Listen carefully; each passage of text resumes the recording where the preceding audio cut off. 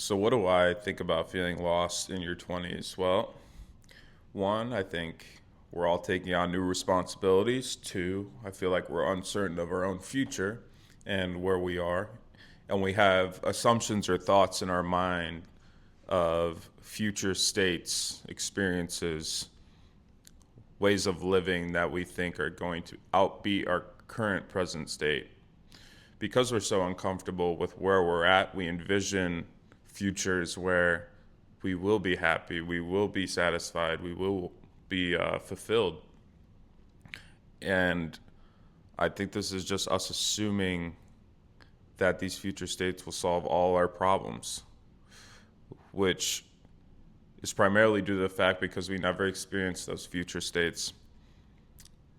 So to constantly live in these false beliefs of being somewhere where you'll finally have all your problems solved and you'll be in a good spot mentally, spiritually, physically.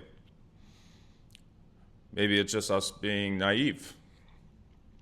And I would say the road to glory, the road to pure joy, would be to sit here right now, be present in the moment with where we're at in our lives. Know that life constantly changes, we constantly change, and that it's our responsibility to kind of explore our own self while also discovering the world. So, how do we do that? Well, the first thing I would start off doing is by changing one thing you do every single day.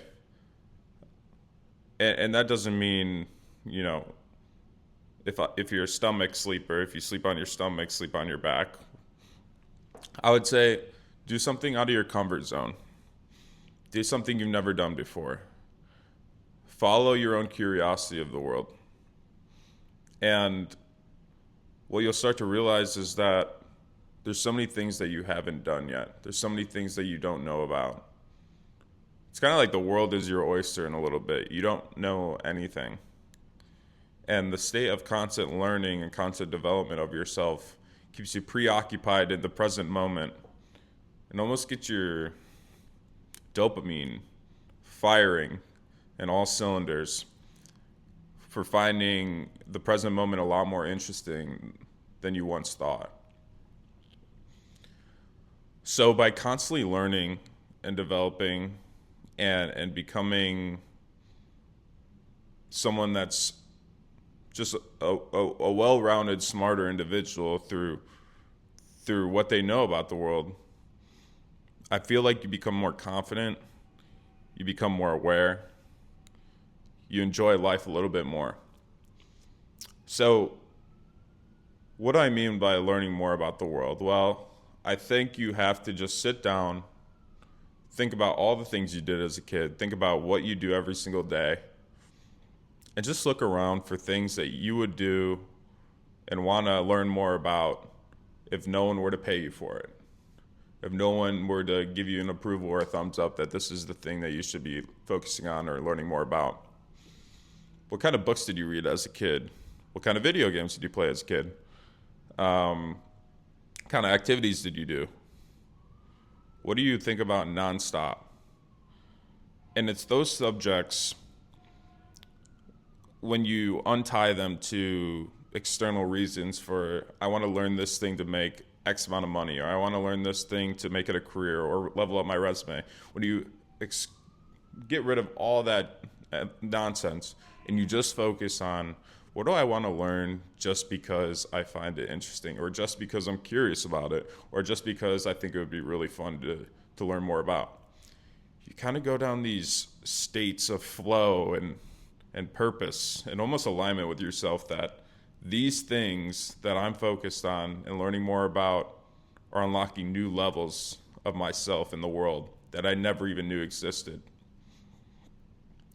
So I always bring up Lego examples, but if you were to tie Legos as a kid and what you were really passionate about and did every day, then you could go about just following your curiosity with Legos.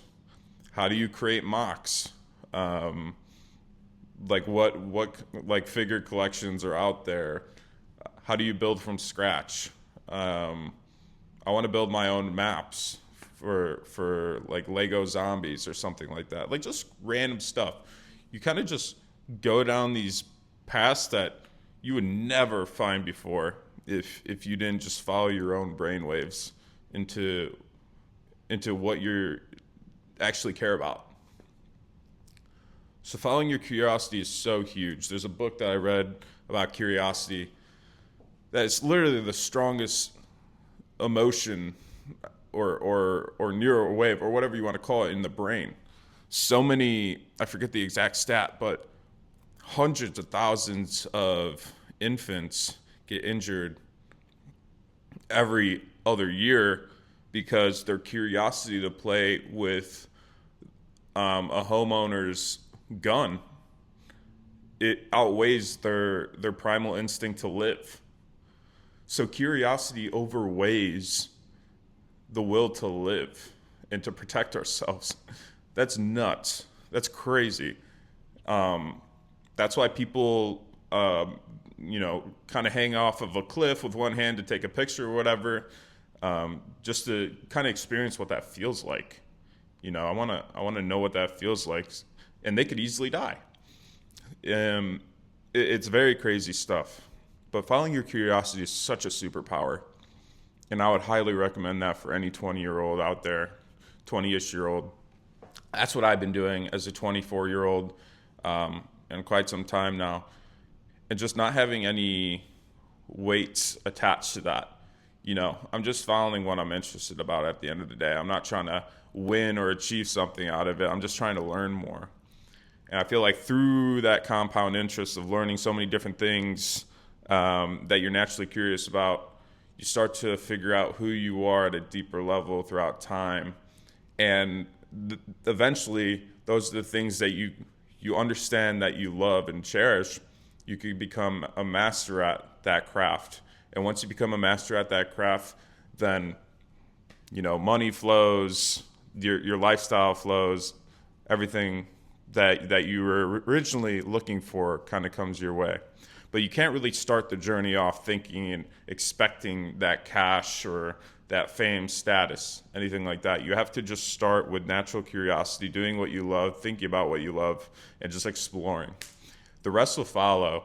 But the absolute goal is to is to figure out what you want to dedicate your life to and master and cherish and love every moment of that mastery and that doing. And I'm not saying that you have to find that through exploring Legos or bikes or fish tanks. It just, once you keep compounding all these different routes and avenues that you explore, I feel like the bigger picture of oneself becomes a little bit more clear about what you're actually interested in and what you love to do, that you get to start picking avenues that make sense for you to want to, dive deeper into and explore and learn skills for. So if you're feeling lost in your 20s, I think it's the perfect opportunity, even with a 9-to-5 job like I have, I think it's the perfect opportunity to just clock out 20 minutes, 30 minutes, an hour a day, just to either roam on Google, read books, go on a walk, and just be present in the moment to what the world has to say to you. What draws you in? What inspires you? What is it? The architects of the buildings in the city that kind of pull you in? Why is that? These are all questions that you could ask yourself and look for that just give you a sense of direction, because that's what we're all after. We all feel lost. We just need a direction, and we'll do it, right? So just to find those arrows, and it could be multiple things at once. You'll kind of get a stronger feeling towards one arrow than the other once you take on multiple different paths or projects or whatever the case may be. And you'll start to understand yourself a lot more and kind of disintegrate that feeling of lostness. And I'm not going to say that you won't ever be lost again by doing this. You'll be lost during the process, after the process, and before the process.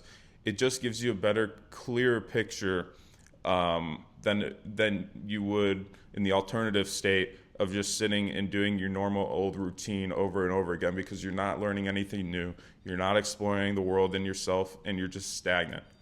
This at least levels you up to a point where you're adopting new perspectives, new authors, new creators, and you get to be inspired by their work and what they've produced through their own journeys. And with that, you get to steal what you want from your perspective as to what they've created, what they're saying, and you kind of put your own spin on things eventually. But just take this time to be patient and follow your own path and your own self throughout this long journey of life. And I think eventually you'll get to a point where you understand yourself, to a point where you could dedicate yourself to something where you love and cherish every moment of it. So that's all I have for today. Just be curious, follow that curiosity, and don't think twice, and don't tie any external validation towards that stuff, because ultimately we're just on a discovery of self, and that takes your entire life. So I hope you enjoyed this naive discussion of what goes on in my brain, but I appreciate anyone that's watching, and I wish you honestly the best success and the best peace of mind for the self.